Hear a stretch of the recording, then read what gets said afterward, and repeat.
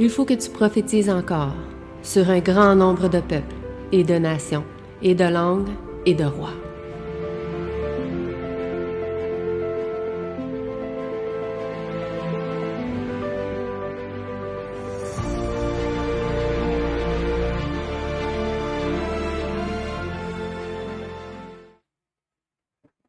Donc, bonjour à chacun de vous. Bonjour. Bon sabbat à chacun de vous encore une fois. Donc, aujourd'hui, nous allons continuer notre leçon, notre trimestre. Quel était le sujet du trimestre? Les fondements. Les fondations. Oui. Ben, c'est le fondement. Dans quel livre? Esdras. Esdras. Oui, chapitre 3. Donc, nous allons voir le chapitre 3 du livre d'Esdras. Le titre de la leçon était « Les fondations du temple ont été posées ». Les fondations du temple ont été posées. Donc, on va voir le début de l'avancement des travaux à Jérusalem. Et on va voir aussi un parallèle pour nous, puisqu'il y a certaines choses dans ce chapitre-là qui étaient très intéressantes pour nous de comprendre, de soulever, de retenir. OK? Parce que le but, c'est pas juste de comprendre l'histoire d'Esdras, mais aussi de comprendre quelles leçons en tirer pour nous aujourd'hui. OK? Donc, c'est plus qu'un livre d'histoire, c'est un livre de leçons, un livre d'apprentissage qu'on doit comprendre. Avant de commencer, on va faire une courte prière.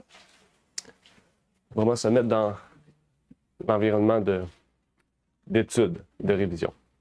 Donc, prions.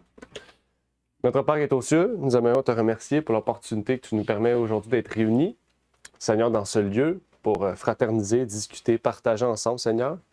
Que tu puisses, bien, te révéler à nous, Seigneur, et que tu puisses permettre à ce que, ton esprit puisse travailler en nous et qu'au travers de cette révision, de cette leçon, nous puissions bien comprendre, Seigneur, ce que tu voulais nous transmettre comme message et comme leçon pour nous, Seigneur, personnellement, aujourd'hui. Et je te prie pour ces choses et que tu puisses bénir chacun de nous et ceux et celles qui sont en route aussi pour venir t'adorer en esprit, en vérité, Seigneur. Au nom de ton Fils Jésus-Christ. Amen. Amen. Le verset 1 posait les fondements des premières fêtes, des premières célébrations qui ont été faites à Jérusalem depuis le retour et la sortie de Babylone. Ce qu'on a vu jusqu'à présent. OK? Si vous vous rappelez un peu de ce qu'on avait vu dans Esdras, on avait vu ce que le roi avait émis comme décret. On avait vu qu'Esdras avait été invité à être le représentant des Juifs pour la cour du roi et qu'il devait donc aller à Jérusalem pour s'occuper des premiers travaux de reconstruction du temple et de Jérusalem, de la ville. Donc aujourd'hui, c'est ce qu'on va entrer plus en détail. On va entrer sur les premières fondations, les premières parties, les premières choses qui ont été faites pour que justement Jérusalem puisse être reconstruit à la suite de son rétablissement sur place.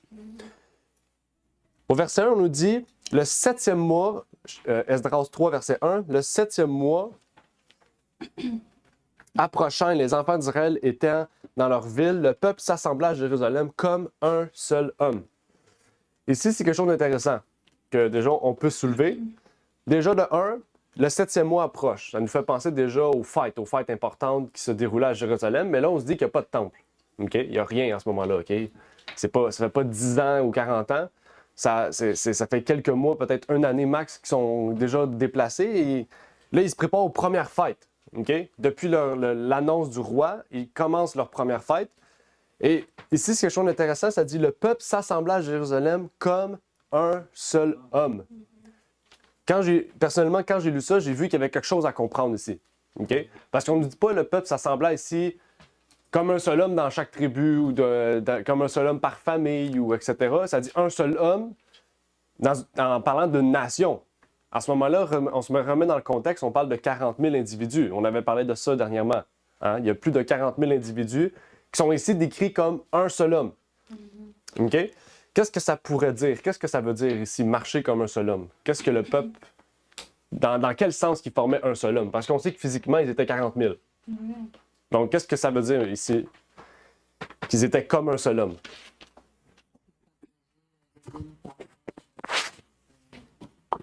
le même fondement. Oui. Alors, c'est pour ça, c'est en ce sens qu'ils formaient un seul. Mhm. Un seul, c'est tout. Amen.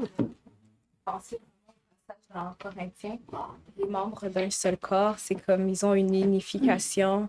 Ils sont, comme dit le Daniel, vraiment ils partagent l'enseignement, ils partagent le même langage, ils partagent le même amour pour Dieu. Donc de ça, ils forment vraiment une union, une église, une chair en quelque sorte. Mhm. Oui. Premièrement, il était tous ceux qui sont sortis de Babylone, parce qu'il y en a qui sont restés. Mhm. Donc, vraiment, ils étaient vraiment disposés comme à être d'un seul homme, on va dire, être prêts, tout le groupe ensemble, de pouvoir reconstruire le temple puis de continuer à adorer Dieu. Mm. Comme Amen. un seul homme. Il y avait une unité vraiment importante dans ça. Mhm. Amen. Ici, c'est important, il y a une leçon à en tirer de ça. Comme on a parlé dans le Nouveau Testament, comme Louis le dit, dans 1 Corinthiens 12, verset 27, il y a une leçon pour nous aussi à en tirer. Ça dit, « Or, vous êtes le corps de Christ et vous êtes ses membres, chacun en particulier. » OK? Donc ici, c'est la même chose. Ça ne dit pas « vous êtes les corps de Christ ». Ça dit « vous êtes le corps de Christ ». OK? Donc, Dieu invite l'Église aussi, de la même manière que Jérusalem, ici, on parle de reconstruction. Dieu invite l'Église aussi à être un seul corps, un seul homme, à former une seule unité. OK? On a parlé ici qu'on doit... Le but, c'est de fixer les yeux sur Christ. OK? Donc, quand on fixe tous les yeux sur Christ, c'est là qu'il y a la possibilité d'être unis tel que la Bible le dit. OK? Parce qu'on peut être unis physiquement dans le sens, on peut se rassembler ici, dire qu'on a les mêmes doctrines et tout, mais pas parce qu'on croit la même chose qu'on est unis. Hein. C'est la preuve, on va le voir au fur et à mesure qu'on avance dans Esdras, on va voir que ça va changer avec le temps. Hein? Donc, oui. Oui, Daniel. c'est juste un verset que j'aime beaucoup, à chaque fois qu'on parle de l'unité. C'est Romains 12, verset 5, Mhm. qui dit ainsi nous qui sommes plusieurs, nous formons un seul corps en Christ et nous sommes tous les membres les uns des autres. Oui, nous formons un seul corps vraiment en Christ, on a le même langage, même caractère, tous les deux. Mhm. Prise de leur nom et en lui, on va parler le même langage. Mhm. Amen. Donc, il y a un esprit de cohésion qui doit régner parmi les membres, parmi l'Église. Il y a un message important ici à en faire tirer. On peut le lire dans le livre Homeward Bound. Il nous dit « Espérons-nous retrouver nos frères et sœurs au ciel? » C'est une question. Espérons-nous retrouver nos frères et sœurs au ciel? OK? Les gens qu'on voit ici, on aimerait les revoir au ciel. Vous êtes d'accord? OK? Si nous sommes capables de vivre avec eux ici-bas dans la paix et l'harmonie, nous pourrons vivre avec eux là-bas. OK? Mais comment pourrions-nous vivre avec eux au ciel si nous ne parvenons pas à vivre avec eux ici-bas sans querelle ni conflit incessant? Donc, quelque chose d'important à tirer. Hélas. Hein? On peut dire hélas. Oui, hélas, exactement. Donc, c'est quelque chose, parce que souvent, on a tendance à dire « Ah, ben ici, on peut, peu importe ce qui arrive, on peut être tous séparés, divisés, peu importe. De toute façon, au ciel, on va tous être unis. » Mais si sur la terre, on ne représente pas le corps de Christ, comment au ciel, on pourra représenter le corps de Christ? C'est faux. Exact. Donc, il y a quelque chose à comprendre pour nous, parce que ça nous concerne particulièrement. Ça nous touche particulièrement. Ce que, comme tu as souligné, Olivier, c'est que l'hypocrisie et la traîtrise, c'est ce qui bat son plein dans notre sein. Ça veut dire que, comme l'apôtre Paul a dit, et les faux frères, et tous n'ont pas la foi. Ça veut dire, si on n'a pas la foi en Jésus, on va rester un faux frère ou bien une fausse sœur. Parce qu'on n'a pas la foi en Jésus. C'est quand tu as la foi en Jésus, tu dois laisser tomber les défauts de caractère. C'est sûr, ce n'est pas du jour au lendemain, mais si tu fais l'effort, les défauts de caractère vont partir. Il n'y a pas question que moi je suis né comme cela et je tiens ça de mon père ou bien je tiens ça de ma mère. ça est égal à Jésus. Ça n'a rien à voir parce que où est ta mère? Où est ton père? Où est ton frère? Où est ta soeur? OK. Et où vont-ils? Ils vont mourir. Mais le Christ est ressuscité. C'est lui qui sauve. C'est lui qui nous demande d'avoir en nous les sentiments qui étaient en lui. Ça veut dire, si on n'arrive pas à s'accorder sur cette terre, on perd notre temps. Et on perd notre temps même ici aussi. Ça veut dire, on vient ici chaque sabbat, et puis maintenant, il y a des fictions, des fictions entre nous-mêmes. Ça veut dire, ça ne vaut pas la peine. Ça vaut pas la peine. Vraiment, je pense que cette pensée que tu nous as tirée de Madame White, c'est vraiment une pensée essentielle et fondamentale et de tous les temps. Je pense que oui. Ouais, ça devrait être correct. Regardez ce qu'elle dit aussi, elle dit « Nos cœurs endurcis doivent être brisés. Nous devons nous rassembler dans une unité parfaite et nous devons prendre conscience que nous avons été rachetés par le sang de Jésus-Christ de Nazareth. » Donc, comme on a pu dire, il y a une leçon qui s'en tirait déjà juste du verset 1. De la même manière que le peuple était uni comme un seul homme, on nous invite ici à être unis aussi d'un seul corps, avec Christ. Par la suite, le peuple, on nous dit, on continue au verset 2, on dit que Jéshua, fils de Jotsadak, par la suite Zorobabel, etc., ces deux personnes ont été, on pourrait dire, les initiateurs du retour du culte de Dieu. Ils ont bâti un autel, ils ont recommencé à faire les fêtes, à pratiquer toutes les choses, les sacrifices matin et soir, toutes les choses qui devaient être faites, ils ont recommencé à faire cela. Ils ont porté les premières actions concrètes pour le rétablissement du sanctuaire. Okay? Pas comme on le connaissait au temps de Jésus, mais comme on le connaissait un peu dans le désert. Ils ont recommencé une petite autel, quelque chose de simple pour l'adoration de Dieu, le temps que la construction se fasse. Et ici, c'est quelque chose d'intéressant. Okay? Je vous dis cela pourquoi? Parce que, rappelez-vous qu'est-ce qui est arrivé là. C'est des gens qui, pendant 70 ans, étaient à Babylone. Le roi, Cyrus les fait sortir par un décret, envoie Esdras comme, on pourrait dire, gouverneur, ou on pourrait dire comme celui qui le représente à Jérusalem. Et qu'est-ce que les Juifs font? La première chose qu'ils font. La première chose qu'ils font sur place, c'est se rassembler d'un seul homme pour rendre un culte à Dieu. Ça, c'est quelque chose déjà de très important. Okay? C'est que déjà, ils consacrent la reconstruction de Jérusalem entre les mains de Dieu. Et pour nous, c'est quelque chose d'important aussi. Pourquoi est-il important de mettre Dieu au premier plan dans toute chose? Okay? Pourquoi il est important? Quelle leçon qu'on peut tirer de l'exemple ici de ces Juifs-là qui, première chose qu'ils font, c'est rendre un culte à Dieu? Parce qu'on peut dire, comme l'apôtre Jacques a dit, Dieu voit la fin dès le commencement. Dieu sonde les reins et les cœurs.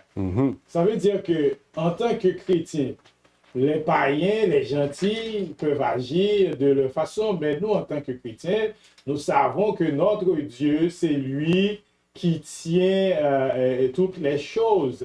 C'est lui qui empêche à Satan, un bon matin, là, de vider toutes les autoroutes. Ben, ça veut dire que si, dans notre vie chrétienne, je ne dis pas dans notre vie d'une dénomination, parce que très souvent, on fait partie d'une dénomination, mais on n'est pas chrétien, ou bien on fait profession du christianisme, mais on n'est pas chrétien. Mais maintenant, le Seigneur Jésus nous invite à devenir chrétiens. Parce que si on ne devient pas chrétien, avec l'aide du Seigneur Jésus-Christ, on est foutu. C'est comme on pourrait dire que tout le mal est resté dans l'équipement. Or, maintenant, comme l'apôtre Jacques a dit, pour nos projets futurs, nous devons demander si Dieu le veut. Or, si on ne met pas Dieu, je peux dire, à la tête de tout ce qu'on fait, comme le Christ avait dit, et chercher premièrement le royaume et la justice de Dieu, et les autres choses nous seront données après. Mais si nous, on ne fait pas ça, c'est comme on est en train de marquer les pas sur place. Amen.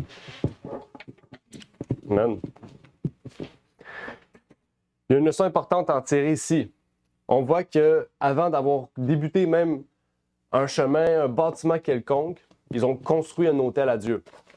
Ça nous rappelle aussi Jacob, ça nous rappelle Abraham, ça nous rappelle Isaac, ça nous rappelle même Josué aussi, même Moïse aussi, qu'à chaque fois qu'ils voulaient entreprendre quelque chose pour Dieu, ou chaque fois qu'ils voulaient entreprendre quelque chose pour leur vie, qu'est-ce qu'ils faisaient? Ils rendaient un culte à Dieu. Et ça, il y a un symbole très puissant derrière cela, c'est que ça veut dire qu'on remet ce qui s'ensuit entre les mains de Dieu. On sait que Dieu nous demande de faire quelque chose, mais on remet cette chose entre les mains de Dieu pour qu'il nous guide dans le chemin. Et c'est la même chose que Dieu nous invite à nous. Il nous invite à nous toujours, dans toute chose, de le remettre entre ses mains. Okay? Donc, quand on entreprend quelque chose, on entreprend peu importe c'est quoi, ça peut être entreprendre un nouveau travail. On prie Dieu pour que Dieu nous guide au travers de ce travail-là. Okay? Quand on entreprend un voyage, on prie Dieu pour que ce voyage puisse être utile pour lui. Chaque chose que l'on fait, quand on les remet entre les mains de Dieu, eh bien, ça veut dire qu'on rouvre notre esprit à pouvoir recevoir sa parole, recevoir sa voix, puis écouter sa voix. Parce qu'on ne sait pas ce que Dieu a. Dieu fait des choses que nous, on ne peut pas savoir. Il fait des choses que nous, des fois, c'est contraire à ce que nous, on veut. Mais quand on est prêt, quand on rouvre notre cœur à lui et qu'il nous dicte les choses à faire ou qu'il nous montre les choses ou la voie ou le chemin, eh bien, c'est là qu'on remet toute chose entre les mains de Dieu. Et ça, c'est très essentiel. Dans Matthieu, verset 22-37, on nous dit « Tu aimeras le Seigneur de ton Dieu de tout ton cœur, de toute ton âme et de toute ta pensée. » Donc, aimer Dieu, ce n'est pas en parole. Aimer Dieu, c'est de tout son cœur, de toute son âme et de toute sa pensée. Okay? On peut dire verbalement qu'on aime Dieu. Comme notre frère Blaise a dit, on peut dire qu'on est chrétien. Mais qu'est-ce qui fait qu'on est chrétien? C'est ça la question qu'on doit se poser. Les Juifs auraient pu dire « Nous sommes Juifs ». Rappelez-vous, là je vous amène ici pour le Samaritain. Les Samaritains disaient « Nous sommes Juifs ».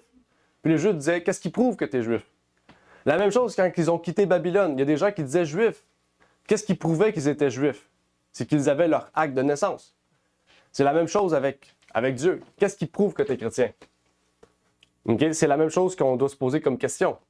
Et en plus, on voit que l'évangéliste Matthieu, il note 3 façons. Mm-hmm. Luc va ajouter la 4e façon qu'il faut aimer Dieu, de toute notre force. Ça veut dire que notre corps, ça veut dire par notre corps, nous devons montrer que nous aimons Dieu.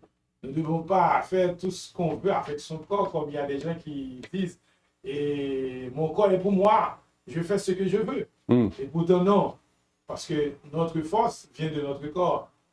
C'est là où on retrouve aussi les 4 premiers commandements. Quand on aime Dieu de toute sa pensée, de tout son esprit, de toute son âme et de toute sa force, ça veut dire on voit les 4 premiers commandements. Et on pourrait dire aussi, c'est ça qui explique la jalousie de Dieu, c'est parce que Dieu veut qu'il soit à la tête de toutes choses. Et le Christ nous a dit même, si nous n'arrivons pas à aimer, à l'aimer plus que nous-mêmes, nous ne sommes pas dignes de lui. Ça, c'est vraiment important. C'est-à-dire, je dois aimer le Seigneur Jésus, je dois aimer Dieu le Père plus que moi, voire plus que ta femme, voire plus que ta maman ou ton papa. Amen. On peut lire ici, ceux qui en toute chose placent Dieu au premier plan, au dernier rang et au-dessus de tout, tout sont les personnes les plus heureuses du monde. Okay? Ceux qui en toute chose placent Dieu au premier rang, au dernier rang et au-dessus de tout sont les personnes les plus heureuses du monde. C'est quand même une grosse phrase ici là, qu'on peut lire. Okay? Ceux qui placent Dieu au premier plan, au dernier rang et au-dessus de tout sont les plus heureuses du monde.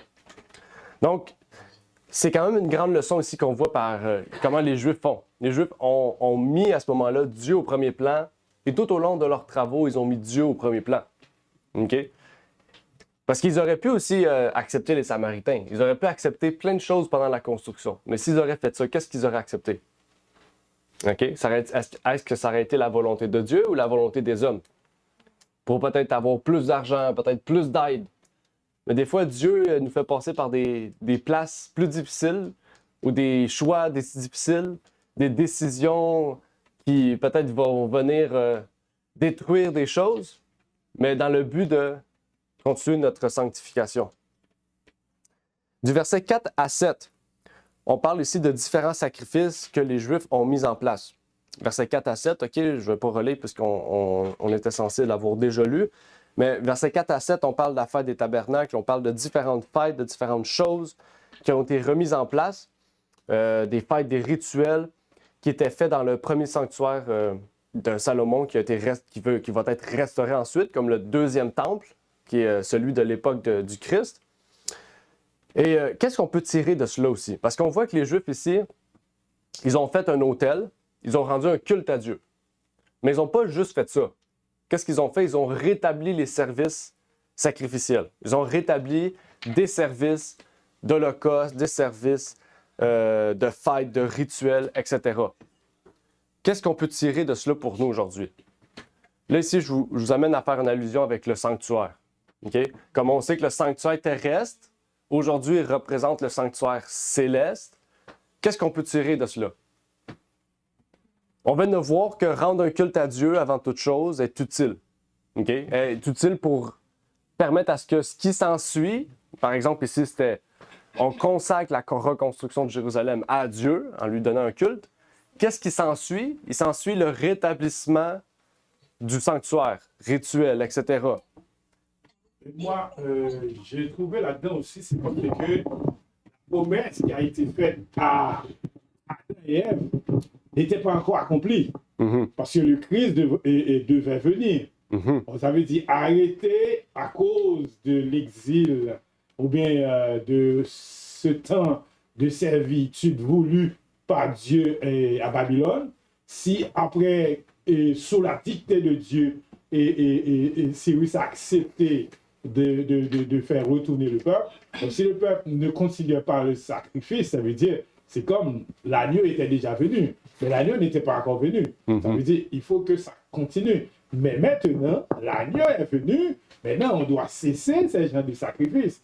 Or, il y en a qui continuent avec ces genres de rituels, fête des tabernacles. Or, ça veut dire ça symbolisait exactement la première venue de Jésus. Une fois que Jésus est venu, maintenant, ces fêtes-là, c'est ça vraiment, c'était l'ombre. Une fois que c'est l'ombre, maintenant, il faut aller directement à Christ quand on est confronté à des difficultés, parce que le Christ a dit, il est le seul médiateur entre Dieu et les hommes, et c'est lui qui doit nous pardonner. Amen.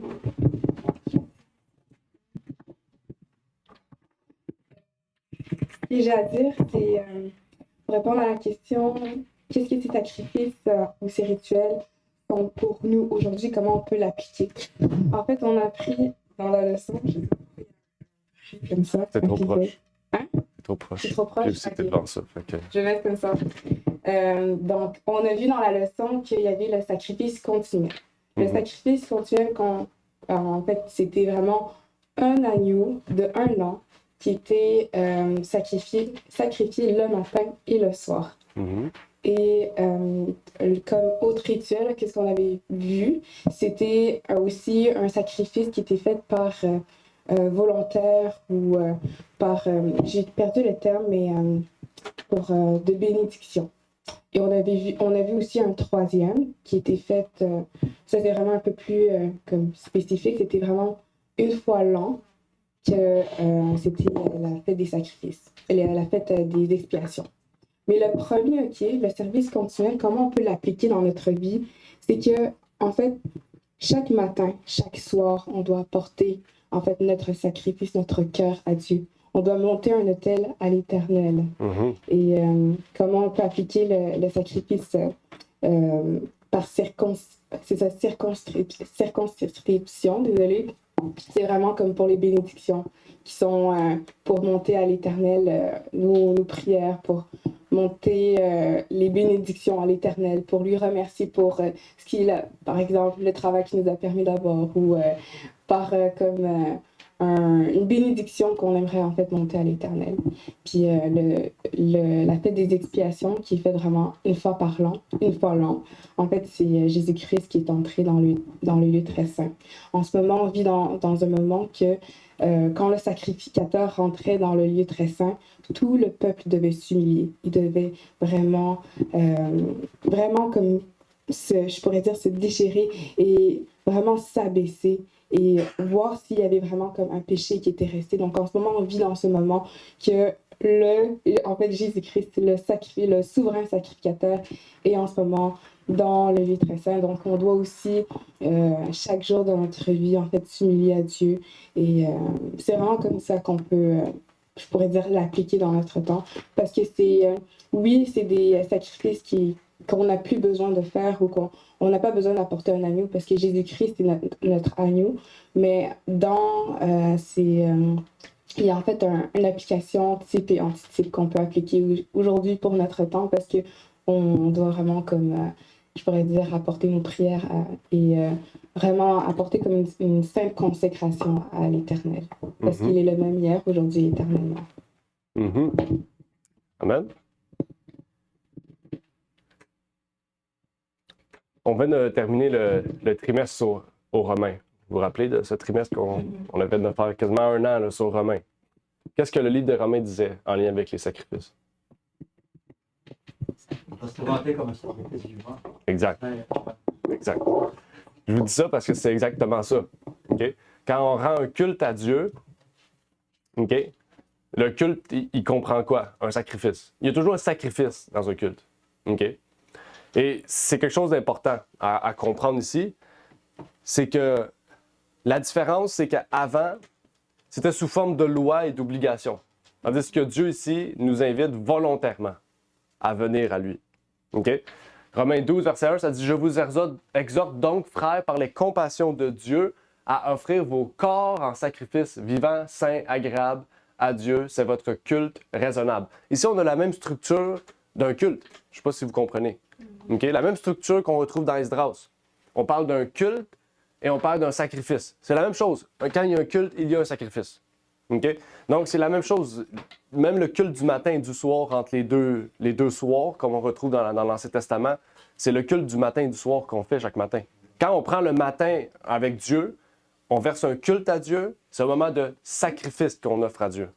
Okay? Et le soir aussi, c'est la même chose. En fait, tous les rituels, les fêtes, toutes ces choses-là représentent des moments qu'on a avec Dieu aujourd'hui. C'est la même chose. Okay? La différence, comme Aramnal l'a dit, c'est qu'il n'y a plus de sacrifices d'animaux, etc., mais qu'on fait ce sacrifice-là envers Dieu, envers le Christ qui nous représente comme souverain sacrificateur. Okay? Donc, quand on verse un culte à Dieu, c'est qu'on se présente devant Jésus-Christ pour offrir notre corps en sacrifice. Et ça, c'est quelque chose d'essentiel. C'est quelque chose d'essentiel à comprendre. Okay? Même dans le lieu, dans le lieu saint. Je ne sais pas si on a parlé à Ramon, mais dans le lieu saint, il y a une allusion pour le sabbat, parce qu'on changeait les pains à chaque sabbat. Donc, c'est une nourriture céleste qu'on doit venir chercher à chaque sabbat. Et puis, se remplir de l'Esprit Saint. Et puis, de monter des prières à Dieu dans l'autel des parfums. Donc, tout ça, c'est ce que Dieu nous demande pour qu'on soit vraiment un sacrifice vivant, saint et agréable à lui. C'est un culte raisonnable. Amen. Oui, un sacrifice vivant, c'est comme quoi tout ce que tu aimes dans ce monde, tout qui te rend comme quoi tellement confortable et que tu n'as plus le temps comme quoi de lire ou bien de prier. Alors maintenant, une fois que tu es en Christ, maintenant tu vas faire la volonté de Jésus-Christ et non ta volonté.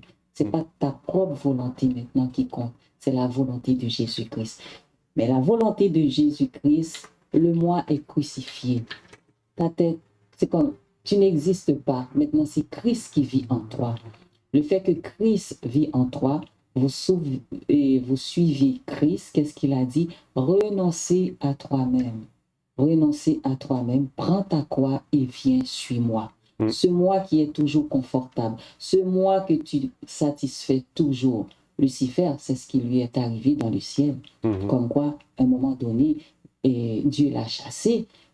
Qu'est-ce qu'il fait maintenant? C'est le moi en nous. Oh, ce moi, une personne comme quoi me fait du mal, me blesse. Je ne lui dis plus bonjour parce que ça m'a percé le cœur, ça m'a fait mal. Alors tu fais comme les autres. Tu passes devant lui, tu ne lui dis même pas bonjour. Ton moi, tu dois le mettre de côté. Si Christ est en toi, tu ne vas pas voir cette personne comme un ennemi pour toi. Parce que c'est une personne à sauver aussi. D'accord? Alors c'est ton caractère, le caractère de Jésus-Christ. Alors si tu suis le Christ, mets ton moi de côté. Laisse Christ diriger ta vie. Alors tu vas voir que tu vas être heureux, en paix. Mais cette paix, c'est lui qui donne. Mais ce n'est pas le moi qui donne cette paix. Paix parmi les épreuves, paix parmi les difficultés, paix parmi tous les obstacles de ce monde. Tu vas être en paix en Christ. Amen.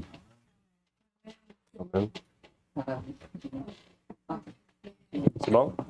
Je vais juste ajouter, désolée, je vais juste ajouter que comme Daniel a dit, hier j'écoutais même une vidéo d'une personne qui disait que notre plus gros combat, on pense vraiment qu'on pense qu'on est soit oppressé ou que le plus gros combat c'est par exemple les comme je pourrais dire possessions et tout, démoniaques, mais vraiment le plus gros combat en tant que chrétien, vraiment que je suis certaine que chaque personne vit, comme la personne elle disait, c'était de prendre le temps avec Dieu.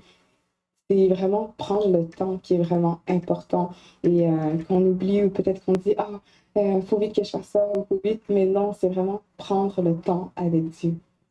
C'est tout, c'est un tout et c'est ça qui peut nous donner, nous libérer ou nous donner vraiment cette paix.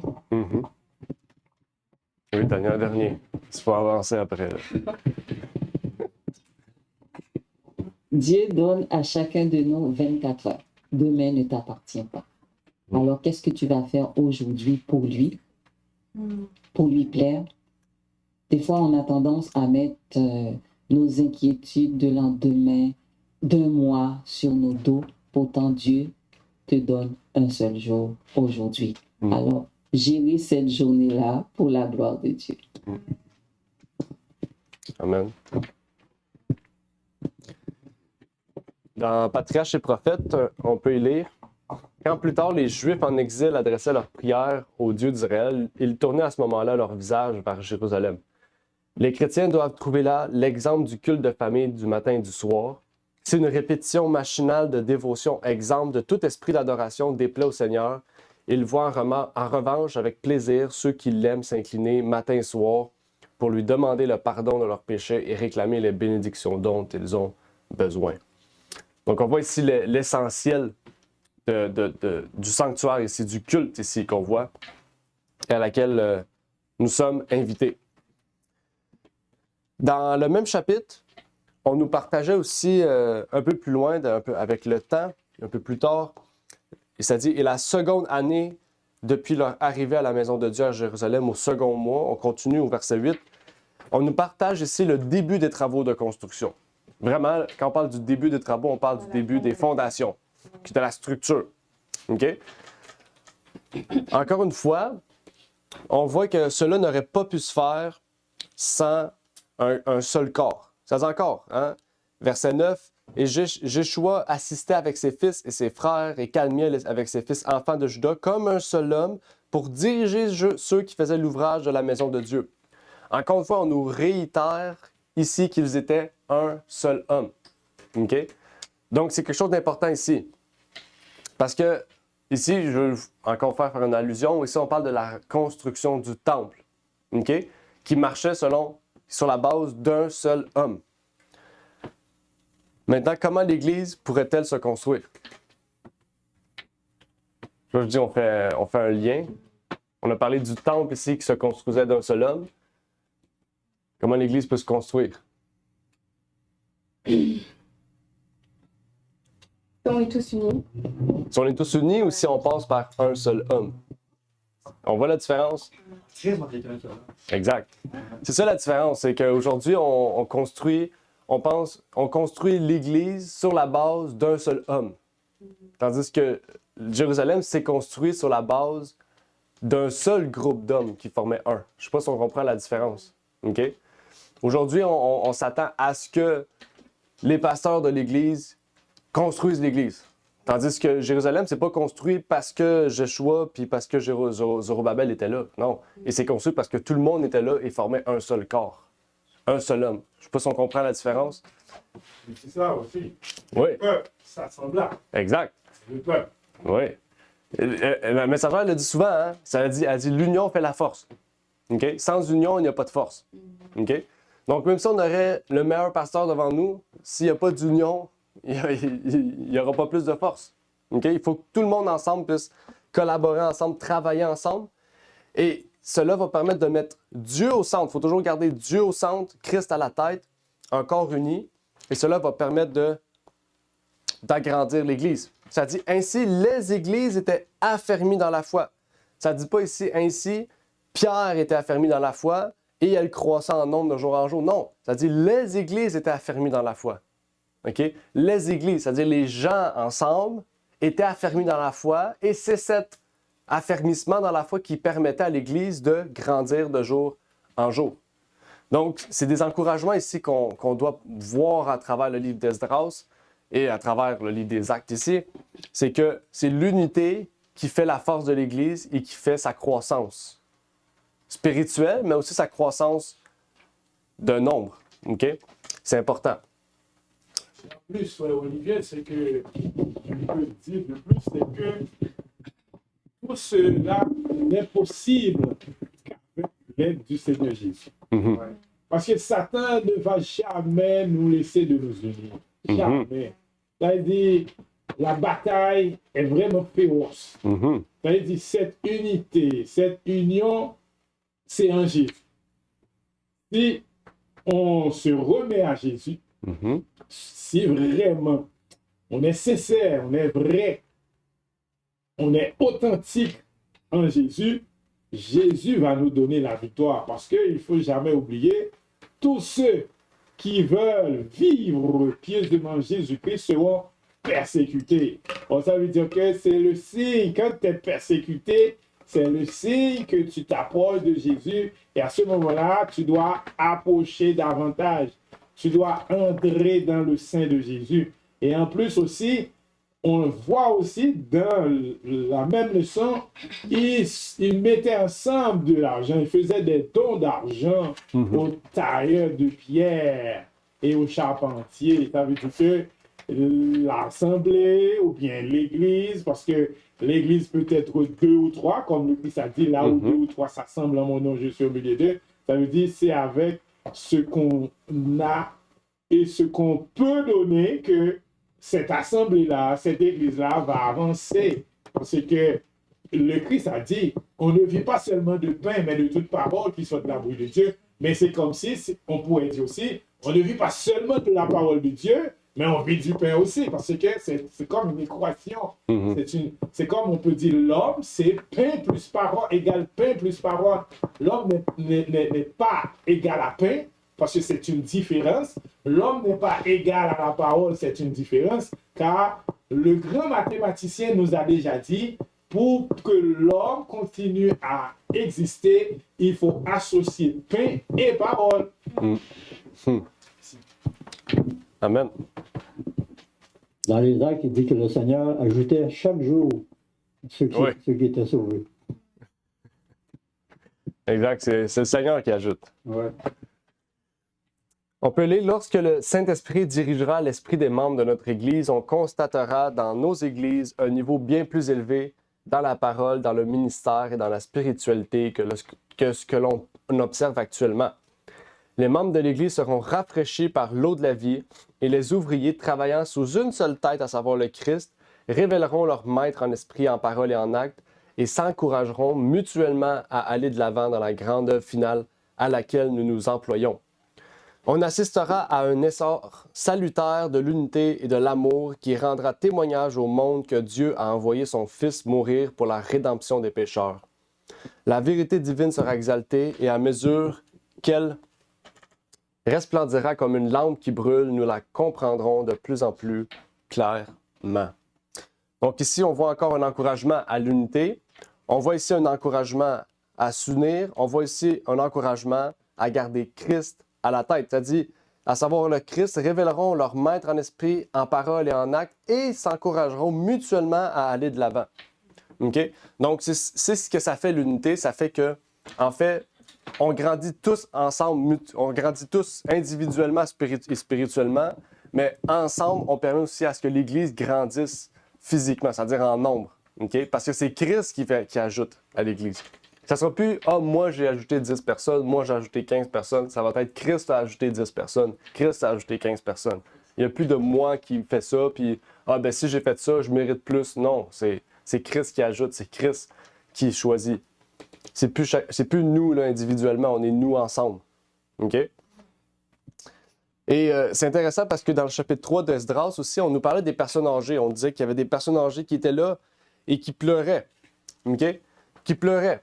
Qui s'étaient déplacés, ils pleuraient puisqu'ils revoyaient la reconstruction du temple. C'est des gens qui avaient vu le temple et qui revoient ici le début des pierres qui remontaient. Et dans les derniers jours, ça m'a fait penser aussi à certaines choses importantes. OK? Pourquoi? Parce que ces gens-là, étant jeunes, ont vu le temple et maintenant, étant âgés, ils voient la reconstruction du temple. OK? Maintenant, c'est une question. Vous allez peut-être rire, mais qu'est-ce qui rend joyeux les personnes âgées dans l'Église? On l'a dit, c'est quoi le rapport? Oui? Qu'est-ce qui rend joyeux les personnes âgées dans l'Église? Voir les jeunes dans l'église. Pas juste voir des jeunes. Voir les jeunes qui sont dévoués. Exact. OK? Parce que là, ils sont âgés, c'est qui reconstruit le temple? C'est plus eux. C'est plus eux qui servent au temple. C'est eux qui voient le temple être servi par des jeunes. OK? Donc, qu'est-ce qui rend heureux les personnes plus âgées dans l'Église? C'est de voir qu'il y a une relève derrière eux. OK? C'est la même chose pour une famille, par exemple, dans une ferme. Imaginez, dans le temps, ceux qui avaient des fermes avaient souvent 10, 15 enfants parce qu'ils avaient une relève pour leur ferme. Mais imaginez, c'est sur toute leur relève, sur les 15 jeunes hommes, il n'y en a aucun qui veut prendre la ferme. Quel plus grand désarroi il peut y avoir pour le Père? C'est la même chose pour Dieu. Quel plus grand désarroi qu'il y a de voir des jeunes dans l'Église, mais qu'il n'y a pas de relève. OK? C'est triste. OK? Parce que là, on va voir une Église des personnes qui étaient jeunes, qui ont été dévouées toute leur vie à amener tous ces gens-là.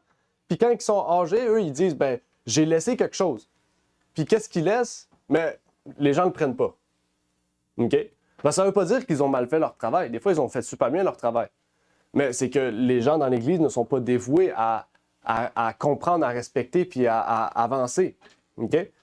Donc, il y a quelque chose d'important. Mais en fait aussi, là, on doit comprendre, c'est que l'Église adventiste moderne est passée bien loin de cela, puisque quand tu véhicules la fausseté, les erreurs, tu ne peux pas avoir une jeunesse qui assurera la relève. Parce que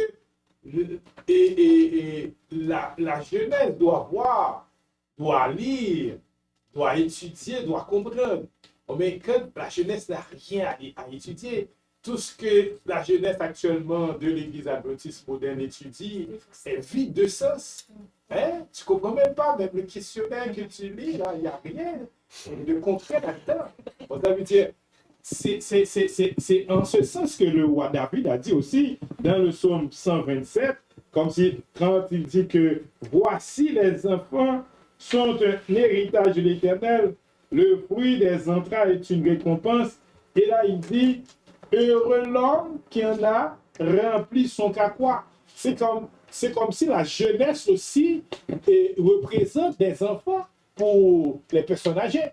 la jeunesse de l'Église, c'est des enfants pour les personnes âgées. Mhm. Mais quand ils sont bien formés, bien instruits, avec et l'esprit de la prophétie avec la Bible, parce qu'il y en a qui ne lisent même pas la Bible, il y en a qui profitent d'aller travailler pour aller donner, je peux dire, les premières 8 heures de temps, et après ça, un 4 temps de plus, et puis ils n'ont même pas de temps pour prier avant de partir, ni de temps aussi pour réfléchir sur celui qui leur a donné la force, l'être et le mouvement pour pouvoir aller travailler. Ça, c'est vraiment quelque chose qu'il faut souligner. Et heureusement, nous connaissons maintenant la vraie vérité présente qui doit nous donner une autre façon de conduire notre jeunesse. Amen. Oui, Daniel.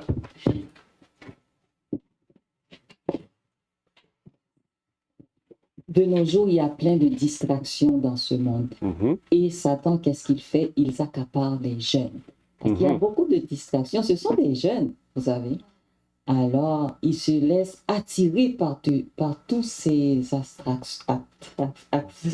distractions-là. Alors, c'est pour ça. Satan, lui, il ne sommeille pas. Il veille. Parce qu'il sait que ce sont les jeunes qui vont prendre la relève. Mhm. Et qu'est-ce qu'il fait? Il leur donne toutes sortes de choses, puis des jeux, toutes sortes d'affaires. Et ils se sentent bien dans ça. Alors, ce qu'on devait faire, il faut prier pour eux. Parce que ces jeunes-là se laissent attirer vraiment. Alors, s'il n'y a pas des jeunes qui prient pour ces jeunes-là, c'est sûr, l'ennemi va les mettre de son côté à lui. Alors, il faut prier pour ces jeunes. Et ce que j'ai à dire encore, quand on voit de nos jours des jeunes qui sont à la tête de l'Église, qui dirigent, il ne faut pas les critiquer. Parce qu'ils ont beaucoup sur leur dos. Moi, je parle de ton ministère et Aravna, Loni, Rina, vous avez beaucoup sur vos dos. Et j'ai dit à Dieu merci parce que vous êtes là toujours, toujours, toujours, toujours. Alors, gloire soit rendue à Dieu. Vous êtes des jeunes et vous avancez pas à pas. Que Dieu vous protège.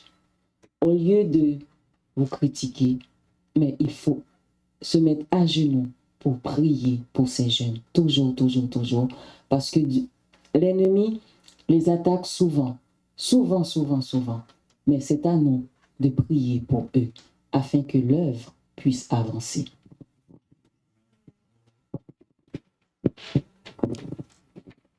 Oui, Lionel. La même chose pour les dirigeants. Parce qu'on parle toujours des jeunes, on parle toujours pour nous qui sont à la vérité présente. Mais dans l'église nominale, ces gens qui sont dans l'église nominale, est-ce qu'on passe notre temps, est-ce qu'on prend du temps à prier pour ces gens-là? Est-ce qu'on se met sur les 2 genoux pour ces gens-là? Parce qu'il y a des gens qui n'ont peut-être jamais servi dans une église nominale. Donc, moi, je suis bien placé pour parler de ça. Est-ce qu'on prend du temps pour parler, pour prier pour ces gens-là? Par exemple, on va critiquer un exemple. Par exemple, si un homme comme ça, dehors le matin, m'a privé qu'il était dans un tel comité, puis quelque chose s'est produit, on va tout le blâmer sur lui, mais est-ce que lui, il avait le pouvoir?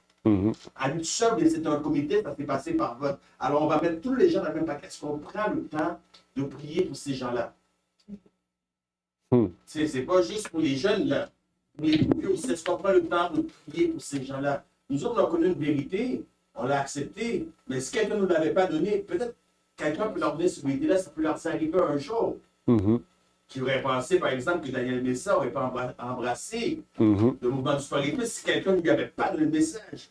C'est plus souvent facile de critiquer, de condamner, que de se mettre à genoux. Donc, il faut prendre la peine de prier. Et même pour nos ministres, tous ceux qui nous dirigent, même s'ils sont corrompus, ils sont là pour la gloire de Dieu. Parce que c'est Dieu qui élève et qui abaisse les rois et les princes. Est-ce qu'on prend le temps de prier? Donc, on prend plus le temps de critiquer, de condamner que d'autres choses. Et c'est pas comme ça qu'on va avancer. C'est vrai. Mais là, il y a un point qui est important. Et nous, si on suit vraiment Jésus et sa parole, n'oublie pas que déjà dans Proverbe 22, verset 6, il dit, moi j'ai la version observable, et entraîne un enfant dans la voie qu'il doit suivre. Et lorsqu'il sera devenu vieux, il ne s'en écartera point. Ça veut dire maintenant, il n'entraîne pas les enfants. Les parents, comme disait ce Daniel, ils sont modernes. Hein, ils sont de la nouvelle génération. Ils essaient de combler les enfants avec des Nintendo, hein, des PlayStation. Hein, c'est tout, fini. Mais pourquoi c'est pas trouver une autre façon avec la parole de Dieu, avec message à la jeunesse, hein, où il y a vraiment de bonnes expressions là-dedans. Et en plus, c'est sûr, on ne doit pas gaspiller notre prière. Parce que le Christ, quand il priait, il a dit « Je prie pour eux autres ». Il n'a pas dit « Je prie pour le monde hein. ». C'est ce que le Christ disait dans Jean 17 « Je prie pour eux autres, pas pour le monde ». Puisque le Christ connaît déjà à quoi ce monde va être intéressé. Ça veut dire, on prie pour que la personne devienne meilleure, mais pas pour que la personne persiste dans l'erreur pour qu'elle devienne diabolique, démoniaque. L'essentiel, c'est vraiment, si on ne fait pas le travail à la base, pour les jeunes, pour les enfants, c'est sûr, quand les jeunes vont arriver à un certain âge, ils vont continuer à démontrer ce qu'ils ont appris. Puisque aujourd'hui, là, comme on dit, si tu donnes à l'ordinateur de bonnes choses, il va te vomir de bonnes choses. Mais si tu donnes à l'ordinateur de mauvaises choses, il va te vomir de mauvaises choses. Exact. Dans 1 Timothée 4, 12, on peut y lire, c'est le texte final. Que personne ne méprise ta jeunesse, mais sois le modèle des fidèles par la parole, par la conduite, par la charité, par l'esprit, par la foi, par la pureté. C'est l'invitation de Paul à chacun des jeunes. OK? Comme il l'a fait à Timothée, il nous invite aussi chaque jeune à pouvoir être un modèle, être un exemple. Et donc, il y avait deux passages aussi qu'on ne va pas lire parce que là, le temps est déjà dépassé. Mais témoignage à l'Église que je vous invite à lire, là, il est très intéressant. Message à la jeunesse aussi, vers page 22, que je vous invite à lire, que notre frère Blaise aussi a cité, le livre Message à la jeunesse, un très bon livre. C'est un gros livre, par exemple, mais c'est un très bon livre que je vous invite à lire, vraiment. Et c'est avec cela que je pourrais vous laisser, on pourrait dire, comme lecture. OK? Témoignage à l'Église, page 144.3, message à la jeunesse, page 22. Donc, ça met fin à notre leçon de cette semaine, notre révision. Ça, Daniel a bien résumé tantôt. Avec quoi? Elle a bien résumé tantôt. Ah ouais? Avec les jeux et cette affaire-là. Ah, ben oui. Oui, Oui, effectivement. Donc, nous allons terminer par une courte prière. Notre Père est aux cieux, nous aimerions te remercier pour l'opportunité que tu nous as permis de pouvoir partager la révision de l'école de sabbat, de pouvoir en tirer les leçons pour nous, Seigneur, qui sont essentielles, pour pouvoir adapter, Seigneur, l'histoire d'Esdras, les leçons du livre d'Esdras pour notre temps, pour notre vie, pour l'actualité d'aujourd'hui, Seigneur. Que tu puisses donc continuer à nous guider, à nous utiliser, Seigneur, à nous amener toujours plus près de toi, Seigneur. Et de pouvoir, Seigneur, non seulement pas juste d'acquérir des connaissances puis de faire des parallèles pour le plaisir, Seigneur, mais de pouvoir vraiment appliquer ce que nous apprenons, ce que nous voyons, Seigneur, dans notre vie personnelle, pour que nous puissions être un sacrifice vivant, Seigneur, pour ta gloire et ta gloire seule, Seigneur. Et que ton Église puisse rechercher l'unité, Seigneur, l'unité d'esprit, l'unité dans la foi, l'unité dans la charité, Seigneur, pour que nous puissions vraiment développer cette Église sur un fondement solide, Seigneur. Je te prie donc pour ces choses, au nom de ton Fils Jésus-Christ. Amen. Merci d'avoir écouté cette vidéo.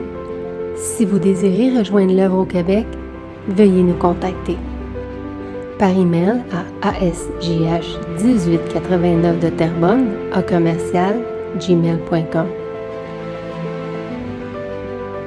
et via Facebook à commercial asjh1889 de Terrebonne. Merci à vous et que Dieu vous bénisse.